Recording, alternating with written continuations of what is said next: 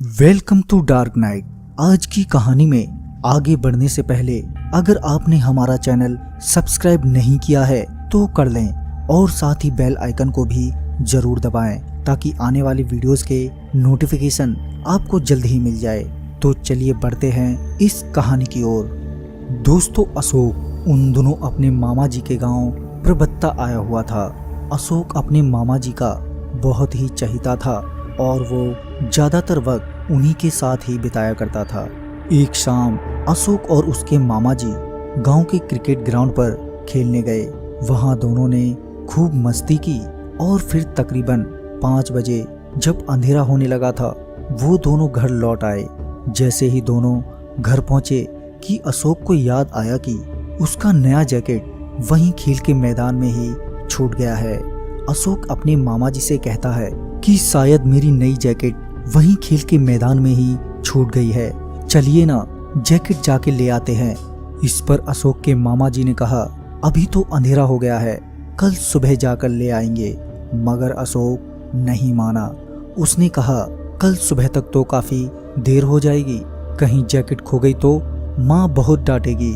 अशोक के मामा उसे मना नहीं पाए, लिहाजा उसी वक्त वो दोनों जैकेट ढूंढने के लिए निकल जाते हैं। वहां पहुंचकर दोनों ने काफी देर तक जैकेट ढूंढी पर जैकेट नहीं मिली।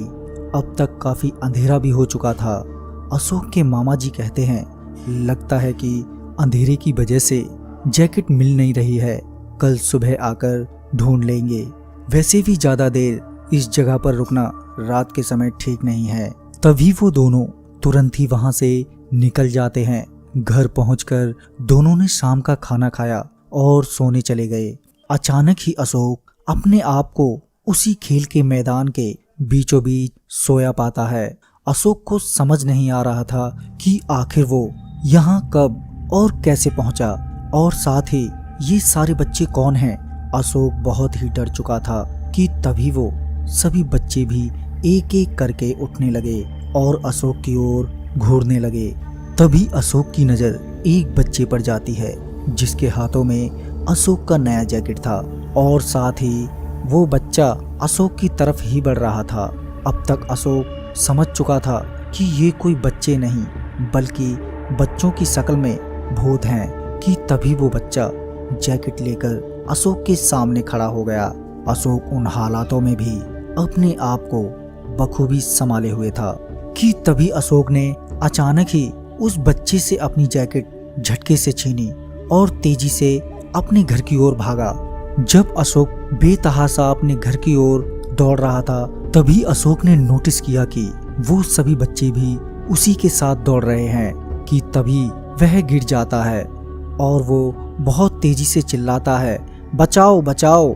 अशोक की तेज चीख सुनकर बगल में सोए अशोक के मामा की नींद खुल जाती है और मामा जी पूछते हैं, क्या हुआ अशोक, तुम चीखे क्यों? फिर अशोक ने सारी बात बताई।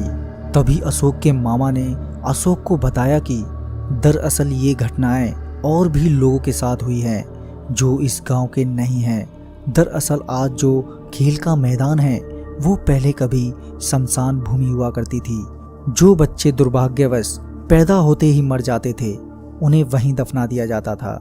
आज भी उस जगह से बच्चों की रात में रोने और बिलखने की आवाजें आती हैं और रात में वो जगह आज भी बिल्कुल भी सुरक्षित नहीं है। तो दोस्तों, इस वीडियो में बस इतना ही। मैं आपका दोस्त राजकुमार जल्द ही मिलता हूँ एक नई वीडियो के साथ। तब तक आप अपना और अपनों का ख्याल रखें।